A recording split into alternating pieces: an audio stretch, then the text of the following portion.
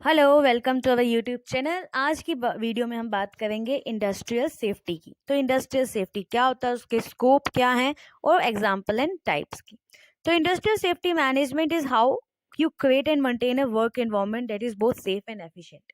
तो इस तरह का एक मैनेजमेंट करना, इस तरह के वर्क एनवायरनमेंट को मैनेज करना कि वो सेफ भी हो और एफिशिएंट भी हो, जिसमें आप मिनिमाइज करो रिस्क को और जो वहाँ की एसेट्स हैं या जो वहाँ के लोग हैं उनको किसी भी तरह के हार्म से बचाओ।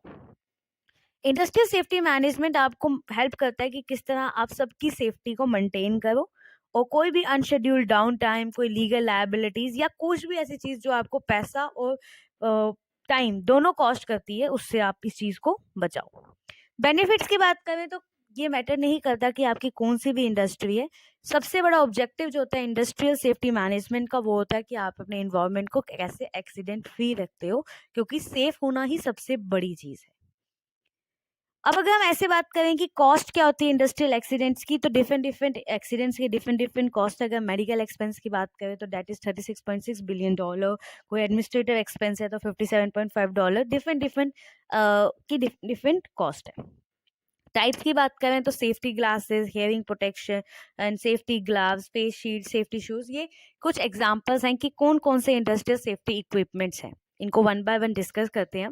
सबसे पहला है सेफ्टी ग्लासेस, जो आपकी आईज को प्रोटेक्ट करता है, स्पेशली जब आप कोई वेल्डिंग जैसा काम करते हो, क्योंकि डस्ट एंड डेब्रिस आपकी आईज में इंजरी दे देते हैं। तो सेफ्टी ग्लासेस के लिए आपको सबसे है कि आप इंश्योर करो कि आपको सही से फिट होते हैं और सिर्फ आगे से ही नहीं, साइड से भी वो आपकी आईज को बचाते हैं या नहीं बचाते हैं। The other is hearing protection. तो हमेशा हमें मफ्स, एयर प्लग्स का यूज करना चाहिए ताकि कोई भी डैमेज, हमें हेयरिंग लॉस ना हो जब भी हम किसी लाउड तेज नॉइज के आसपास हो। सेफ्टी ग्लव्स, जब हम केमिकल शार्प ऑब्जेक्ट्स के साथ काम कर रहे हैं या बहुत ही ज्यादा हाई और लो टेम्परेचर की चीजों के साथ काम कर रहे हैं। फेस शील्ड, ताकि ये ऐसा इक्विपमेंट होता है जो हमारे फेस को किसी भी फ्लाइंग, कोई भी ऐसी उड़ती हुई डेब्रिस, डस्ट, इन सब चीजों से बचाता है। सेफ्टी शूज एक close toed non slip shoes होते हैं जो थिक मटेरियल से बने होते हैं, जो हमें किसी भी स्लिप से, फॉल, गिरने से, जलने से बचाते हैं। इंडस्ट्रियल सेफ्टी मैनेजमेंट की और कॉमन टाइप्स की बात करें, किस किस इंडस्ट्री में सेफ्टी और मैनेजमेंट की जरूरत है, जैसे occupational and work place, fire suppression, material, electrical. तो कोई भी, हमने जैसे पहले ही बोला, ये मैटर नहीं करता कि आपकी इंडस्ट्री क्या है। वर्क प्लेस सेफ्टी हमेशा आपकी पीपीई स्पेसिफिक होनी चाहिए टू द टास्क। कौन सी आपको इक्विपमेंट यूज करनी है, कौन सी मशीन है जिससे आप इंजरी और डैमेज दोनों बचा सकते हैं।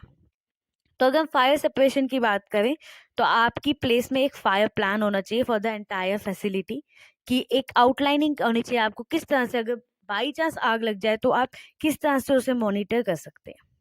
मटेरियल हैंडलिंग की बात करें तो मटेरियल सेफ्टी मैनेजमेंट प्लान होना चाहिए, जिसमें आप कुछ प्रोटोकॉल्स करें, जिसमें आप डिक्टेट करें कि एम्प्लॉयज को कि किस तरह वो किसी भी हजार्डियस मटेरियल को, जो हार्मफुल है, उसे स्टोर करें, उसके साथ काम करें या उसे डिस्पोज करें, जैसे हो गया सिलिका डस्ट, लेड, ऐसे जैसे कोई हजार्डियस मटेरियल है। इलेक्ट्रिकल की बात करें, क्योंकि ये बाकी टाइप जैसा कॉमन नहीं है, इलेक्ट्रिक इंजरीज जो होती हैं ऑफन डेडलिस्ट होती है, मतलब मरने, लाइफ थ्रेटनिंग होती है वो।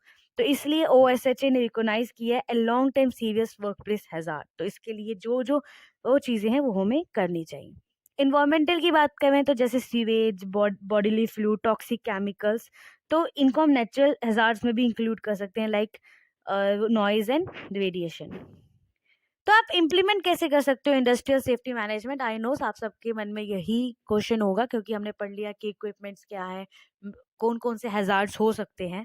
तो सबसे पहले आपको करना क्या है, गुड सेफ्टी मैनेजमेंट इंश्योर करनी है और एक रेगुलेशंस जो होती है, उनकी जो सेफ्टी रेगुलेशन होती है उनकी बेसिक अंडरस्टैंडिंग रखनी है।